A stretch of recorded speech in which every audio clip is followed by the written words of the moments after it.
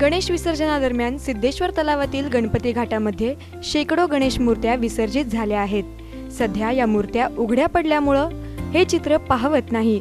त्यामुळे गुरुवारी सकाळी पाणीवेस तरुण मंडळ तसेच शिवसेनेच्या कार्यकर्त्यांनी आणि मॉर्निंग ग्रुपच्या सदस्यांनी स्वतःहून इथल्या मूर्त्या काढून महापालिकेच्या ट्रकमध्ये भरून दिल्या। भाजपाचे नगरसेवक मुन्ना वानकर, शिवसेनेचे शहराध्यक्ष प्रताप चव्हाण, महेश धाराशिवकर यांच्यासह पाणीवेस मंडळाचे कार्यकर्ते, मॉर्निंग ग्रुपमधील सदस्य मोठ्या संख्येने यामध्ये सहभागी झाले होते।